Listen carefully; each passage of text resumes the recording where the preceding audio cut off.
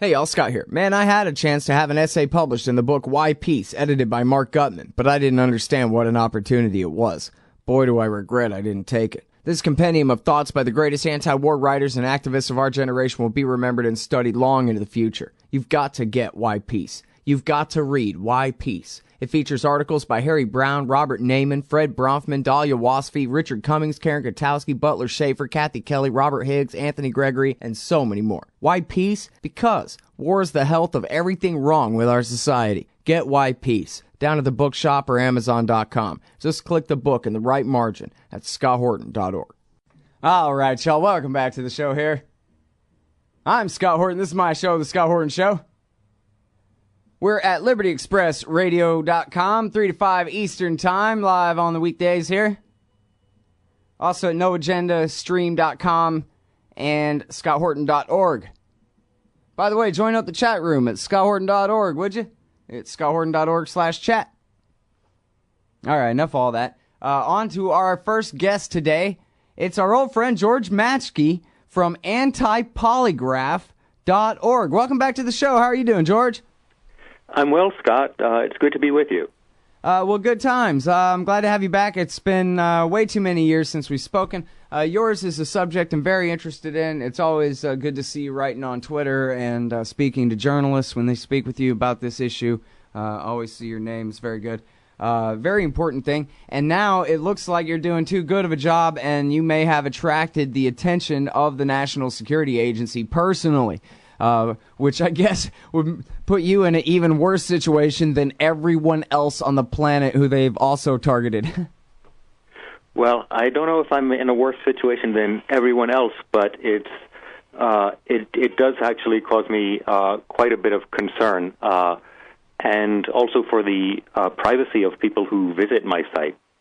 I mean, bear in mind we're a lawful website operated by a United States citizen, and most of our visitors are American citizens who come to learn more about polygraph policy and how the lie detector works.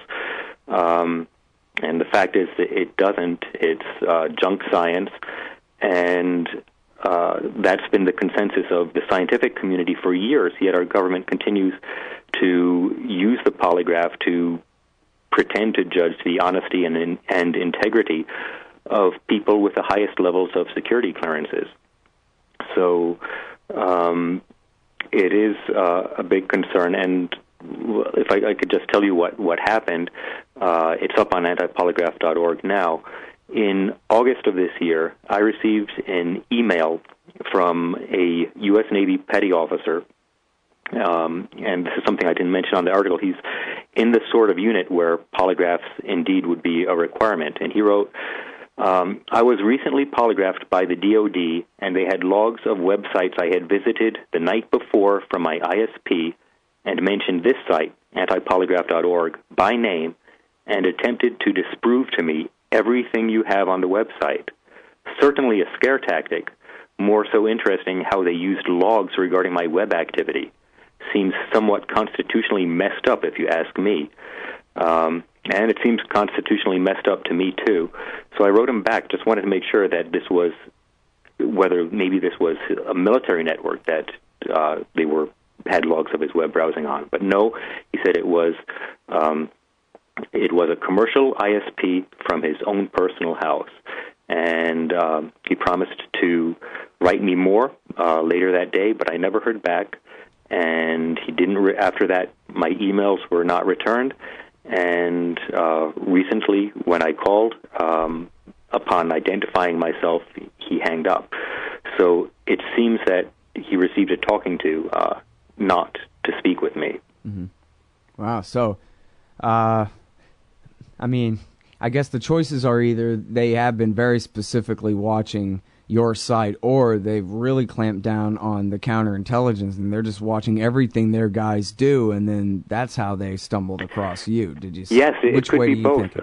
It's possible, of course, that people who are in positions where they would be required to take polygraphs, maybe people who are working in signals intelligence, might have their personal communications more closely watched. Also, as Glenn Glenn Greenwald reported earlier this year, based on documents from Edward Snowden, there's a system called X-Keyscore, and one of the functions of this database is that an analyst can learn the IP addresses of every person who visits any website the analyst specifies. So I'm concerned that such a system might be targeted against antipolygraph.org, and I spoke with NSA whistleblower Russ Tice about that earlier this year, actually before the email from the petty officer. And he said it was a no-brainer that antipolygraph.org is being targeted in that way. And he's got a contact inside the NSA who told him that, people should not visit antipolygraph.org because they could be identified if they do so. And what he told me his contacts inside the NSA did was, from a computer that was not traceable back to them, downloaded a copy of our book, The Lie Behind the Lie Detector, which explains, among other things, how to pass the polygraph, how to pass it whether or not you're telling the truth. And I should specify, we make this information available not because we want to help liars beat the test or help people who aren't qualified get security clearances. I'm a former Army intelligence officer myself. That's not what we want to do, but because so many truthful people end up being falsely accused of deception and suffering irreparable career harm as a result, we think it's important that the truth about how these tests work and their shortcomings and how they can easily be circumvented needs to be in the public domain, needs to be understood if there's to be any rational debate over polygraph policy. So Russ Tice's contact in the NSA, he described a circle of contacts there, distributed this information among themselves, and he says that they all took polygraphs after that and beat it. I guess beat it because they had been in contact with him without authorization. So based on what Russ Tice told me, and this email from the Navy petty officer that I find credible, I'm really concerned that not just my personal privacy, but even more so the privacy of people who visit the site may be compromised. And that's why if you visit antipolygraph.org now, you'll see right at the top, what we recommend is that people use the Tor network to connect to the site. Of course, once you visited the site, it's too late, perhaps, but that's the best we could do. Well, I'm looking at it right now, but then again, I'm calling you overseas right now, too, so... Sure, of course, this call is monitored and recorded. Well, Sure. We're broadcasting, too, right? So well, they're hearing it. But that's the point of this. That's what this whole project is, trying to use their technology against them back just a little bit, if I can, you know? Well, so let me ask you a couple of questions here before you go on, and we got plenty of time still, too. So, sure. But first of all, so there's this McClatchy investigation, sort of a series that's been going on, where they talked about this kind of whole new approach, this insider threat program. And then as part of that, I guess it's number 3 in the series, right, is about the lie detectors, so-called lie detectors, the polygraphs, and the crackdown on government employees who would look into these things at all. And now, and this is where we get to what you were just saying about, your motive for doing this thing, because, of course, the government's point of view is if you're telling people that polygraphs are, bogus, and here's how I can prove it, all you got to do is wiggle your toes or whatever it is, that rather than just trying to prove your case that this is something that should not be relied on, that innocent people are implicated and guilty people go free and these kinds of things, and that it's too much weight is put into it, that kind of thing. They say that's just cover, really, for you making money teaching people how to deceive them into getting a job. They have got a great tool here, and you're undermining it. Well, a couple of points regarding that. There is a criminal investigation called Operation Liebusters, the lead agency for that seems to be the U.S. Customs and Border Protection. And they actually, there's a man named Chad Dixon of Marion, Indiana, who's heading to prison soon for 8 months, precisely for teaching people how to pass the polygraph test. Mm-hmm. However, in order to convict him, they couldn't rely on anything they knew him to have done. They sent undercover agents to do a sting to where they said they were people who had done things that would disqualify them from government employment. But they offered him a large sum of money, what he was asking, like $1,000, and went through his training. And so they construed that as a crime. And he took a guilty plea because he couldn't afford to contest the case in court. I think if he had gone to court, he would have stood a good chance of acquittal. Another person targeted in the investigation is Doug Williams of Oklahoma, who runs a site called Polygraph.com. And he was raided. All of his business records were seized, and so the government has a list of at least recent customers of his. According to McClatchy, that list is in the neighborhood of 5,000 people, and who knows what they're doing with those names. I can imagine that they've created perhaps a blacklist and will compare applicants for government employment against people who have contacted Doug Williams and purchased his manual or gotten in-person training from him. But he has not been charged with the crime, and my understanding is that if he is, he will go to court, and I think that's a battle that the government might not want to take on because it will bring a lot of attention to the issue of the polygraph, and, well, that's something the government doesn't want, because when people look at it and find out the truth, they realize it's unreliable, and that our government's misplaced reliance on it is actually undermining national security and public safety. It's vested public interest that within government that perpetuate this pseudoscience. And one other point I should clarify is with respect to antipolygraph.org, we're different in a respect that we're not selling a manual or selling any training. All of our information is available for free. We don't offer in-person training. I do reply to the mail when people email us or to phone calls or through the message board. I am concerned that perhaps something that I've said may be construed as a crime too, and maybe the next time I travel to the United States, I'll be detained or arrested for some sort of speech crime that I'm not aware I've committed. But I think everything we're doing is protected by the First Amendment, and that the government's attempt to criminalize teaching people how to pass a polygraph test is a huge overreach and is something that needs to be stopped. All right, now, so here's the thing of it. From my point of view, and look, I'm an extremist on everything or whatever, but to me, a polygraph is a big joke. I mean, the fact that they even call it a lie detector is one of those things where it's got to come with a big chuckle at the end. Who are you kidding? Like a little electronic box knows what the truth is? It doesn't know what the truth is. It's just measuring sweat or heart rate or blood pressure, and that amounts to nothing. That amounts to...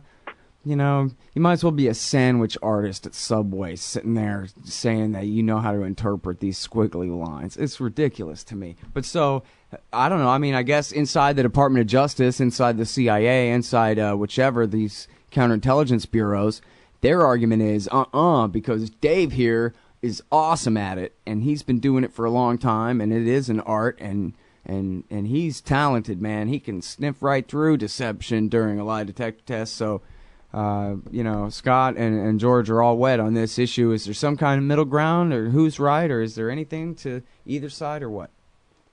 Well, there is no middle ground. The policymakers are dead wrong, and they're hurting national security, public safety, and individuals by relying on voodoo science in this way.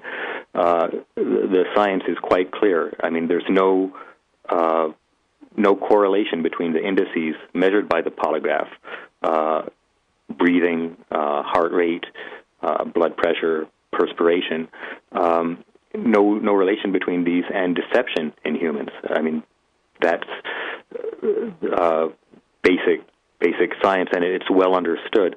So wait a minute, you're saying that they've done the double-blind studies, and all the best polygraphers in the world can't do better than chance? Is that what you're telling me? They've already worked it out, trial after trial, or how tested is this position of yours? Well, there's not a lot of good polygraph research, actually, and perhaps that's not surprising because the polygraph wasn't invented by scientists. It was invented by interrogators. All the key figures in the development of polygraphy were interrogators, not scientists. But there have been some studies done, and the methodology has not been proven through double-blind research to reliably detect deception at better-than-chance levels in the field. Although in laboratory tests, sometimes with people who don't understand the procedure and who aren't familiar with polygraph countermeasures, sometimes they do better than chance in categorizing people who told the truth or lied about some inconsequential matter. So in other words, it may be slightly informative, but that's about it. And what it's really useful for is as an interrogation prop.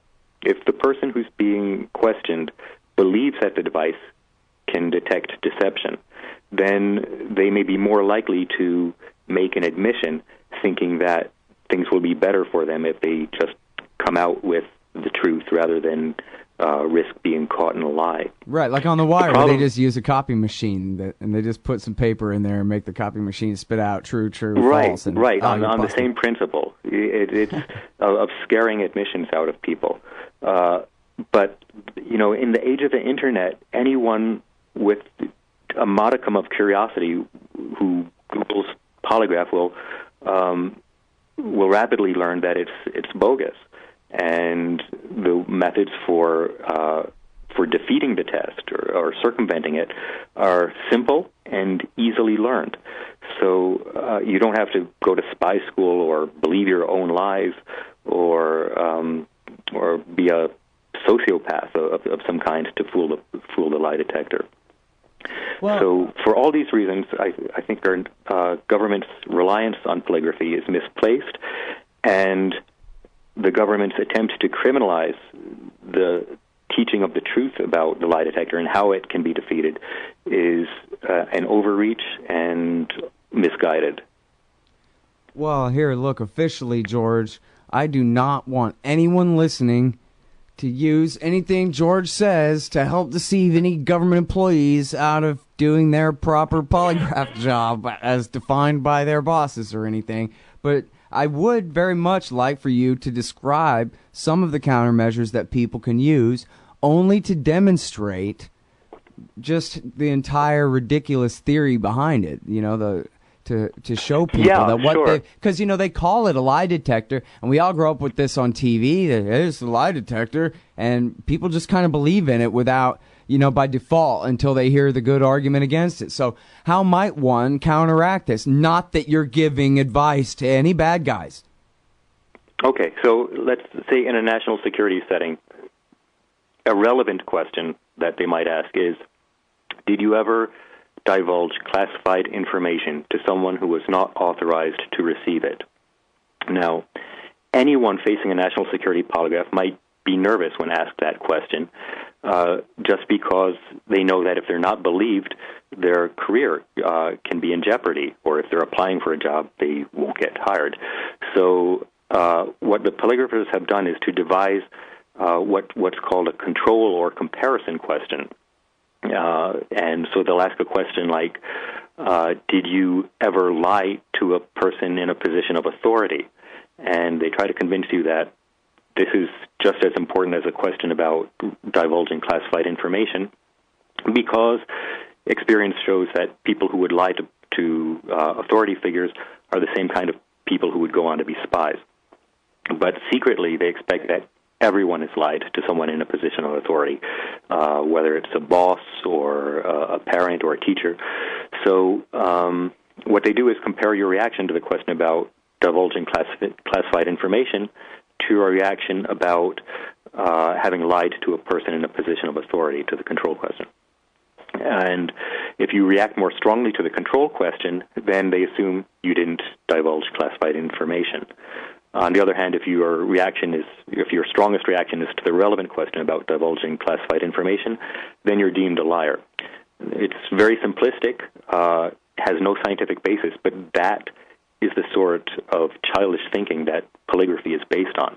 And the way you beat the test, if you're, say, a spy or a saboteur or a terrorist who wants to fool the U.S. government, all you have to do is augment your reactions to that control question. And you can do that by simple means like quickly solving a math problem in your head, or by covertly biting the side of your tongue, or hard enough to cause pain, but not bleeding. And that will create a reaction, and in many cases, it'll be create a reaction stronger than any reaction you might have to the relevant question. Mm-hmm. In other words, create an artificially high kind of benchmark to compare any future deception to. Right. So the polygraph can be gamed by augmenting reactions to the control questions. It's very simple, and the polygraph community has absolutely no way of detecting them. Mm-hmm. They claim they do, but they're lying. And that's why they're going after people like Doug Williams, Chad Dixon, and perhaps antipolygraph.org for telling people how to pass the polygraph.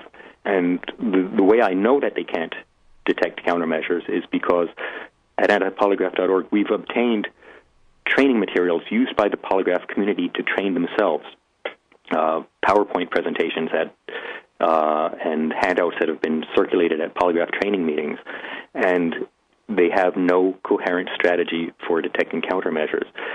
Occasionally, they'll accuse someone of using them, and they get a confession or admission that the person used countermeasures, and they use this to claim that they have proof that they can detect them. But detection is, it means not being lucky a few times, but being able to reliably, at better than chance levels, detect countermeasures. And no polygrapher has ever demonstrated any ability to do that. Mm-hmm.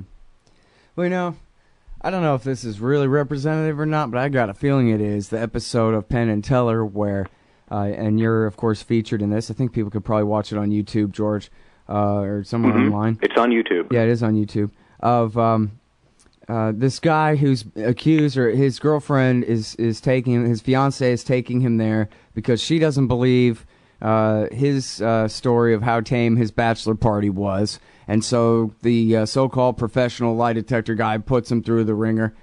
And it comes to a question of how close he got to the stripper or some kind of, weird thing. And ultimately, the fake lie detector scam artist probably saved this guy from a life in hell with this girl. But anyway, he completely it was the biggest fraud in the whole world. Anyone not who, the cameraman, for example, or anyone watching from the third person point of view in this thing, has got to laugh at it. The way that this guy is pretending to have these expertise. He really doesn't know anything from the squiggly lines at all, other than he's sort of got a feeling about what this guy's story is and how well he likes it. And at the end of the thing, he just outright lies to him and says, "Oh, yeah, you failed on question 4 and 5. You lied on 4 and 5, didn't you?" Something like that. And then the guy goes ahead and says, "Oh, geez, I kissed her."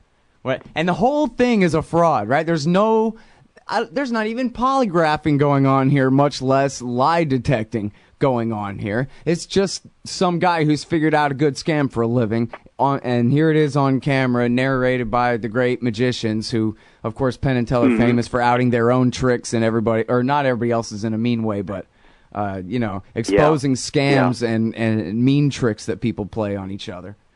Yeah, and what's perverse is that it's a government-subsidized scam. And that really is pretty representative of how this works, right? That guy in that episode, that's pretty much the same game they all play. Well, in that Penn and Teller episode, the guy twists a minor admission into something big, as if making a mountain out of a molehill. And to give you a recent example, a contributor to our message board at antipolygraph.org recently wrote about his CIA polygraph experience, and I'll read you what he says. He admitted he was accused of committing a major crime. And I'm quoting now. I said, I tried hacking into the hackers group Anonymous the day before they took down the FBI website. They wanted to know my process, how I went about doing it. After telling them how, and I also mentioned I did this with good intentions for the greater good, that if I can locate and identify one of them, it could really give me a boost to my academic career. Well, this CIA applicant who mentioned he tried to hack into the group Anonymous got a rejection letter stating that he was a member of the group Anonymous. So there you have an example of an admission being inflated, spun into something it wasn't. Yeah. And now the CIA Polygraph Division can claim that they successfully prevented an infiltrator from the group Anonymous from getting into the CIA. Right. That's funny. And, yeah, only for their narrow bureaucratic interest, that one division of the CIA, even at the expense of the rest of the CIA. Yeah, well, I don't think any polygrapher has ever been suffered any career harm from falsely accusing an applicant for employment of deception. Sure, yeah. Better safe than sorry, right? Just flush them all out, yep. All right. Well, it's good work that you do, and I appreciate it because I just like the clarification between, what the machine says and what the truth is, because I think people defer to machines too much. There's a human on the other side of every one of those things, somewhere, and that's where the responsibility lies. And it's not the box; it's the guy who claims he knows what the box says. Yeah. Well, it's time we abolished the polygraph. All polygraph programs should just be shut down. Because the test doesn't work. The cat's out of the bag. It's easily beaten, and it's time to stop making believe. I agree. Thanks. George Maschke, everybody. Antipolygraph.org. Thanks very much, George. It's been a pleasure, Scott. Hey, Scott Horton here to talk to you about this great new book by Michael Swanson, The War State, The Cold War Origins of the Military-Industrial Complex and the Power Elite. In the book, Swanson explains what the revolution was, the rise of empire, and the permanent military economy, and all from a free market libertarian perspective. Jacob Hornberger, founder and president of the Future Freedom Foundation, says the book is absolutely awesome, and that Swanson's perspectives on the Cold War and the Cuban Missile Crisis are among the best I've read. The poll numbers say that people agree on one thing. It's that America is on the wrong track. In The War State, Swanson gets to the bottom of what's ailing our society. Empire. The permanent national security bureaucracy that runs it, and the mountain of debt that has enabled our descent down this dark road. The War State could well be the book that finally brings this reality to the level of mainstream consensus. America can be saved from its government and its arms dealers. First, get the facts. Get The War State by Michael Swanson, available at your local bookseller and at Amazon.com. Or just click on the book in the right margin at scotthorton.org. Today's show is brought to you in part by Audible.com. You can get a free audiobook download at audibletrial.com/Scott. Audible has over 100,000 titles to choose from for your iPhone, Android, Kindle, or MP3 player. For Scott Horton Show listeners, Audible is offering a free audiobook download with their free 30-day trial. I personally recommend Dirty Wars by Jeremy Scahill. It's great for anyone wanting the inside story on the cruel and counterproductive terror war of the Obama years. You can sign up for a free 30-day trial and download Dirty Wars at no charge by going to audibletrial.com/Scott. That's audibletrial.com/Scott. Why does the U.S. support the tortured dictatorship in Egypt? Because that's what Israel wants. Why can't America make peace with Iran? Because that's not what Israel wants. And why do we veto every attempt to shut down illegal settlements on the West Bank? Because it's what Israel wants. Seeing a pattern here? Sick of it yet? It's time to put America first. Support the Council for the National Interest at councilforthenationalinterest.org and push back against the Israel lobby and their sock puppets in Washington, D.C. That's councilforthenationalinterest.org. Hey, all, Scott Horton here for The Future Freedom, the monthly journal of the Future Freedom Foundation. As you may already be aware, Jacob Hornberger, Sheldon Richman, and James Bovard are awesome. They're also in every issue of The Future Freedom, and they're joined by others of the best of the libertarian movement. People like Anthony Gregory, Wendy McElroy, Lawrence Vance, Joe Stromberg, and many more. Even me. Sign up for The Future Freedom at fff.org/subscribe. It's just $25 a year for the print edition, $15 to read it online. That's The Future Freedom, edited by Sheldon Richman at fff.org/subscribe. And tell them you heard it here. Hey, y'all, Scott here for MyHeroesThink.com. They sell beautiful 7-inch busts of libertarian heroes, Ludwig von Mises, Murray Rothbard, Ron Paul, and Harry Brown. I've got the Harry Brown one on the bookshelf now. Makes me smile every time it catches my eye. These finely crafted statues from MyHeroesThink.com make excellent decorations for your desktop at work, bookends for your shelves, or gifts for that special individualist in your life. They're also all available in colors now, too. Of course, gold, silver, or bronze. Coming soon, Hayek, Hazlitt, Carlin. Use promo code Scott Horton and save $5 at MyHeroesThink.com.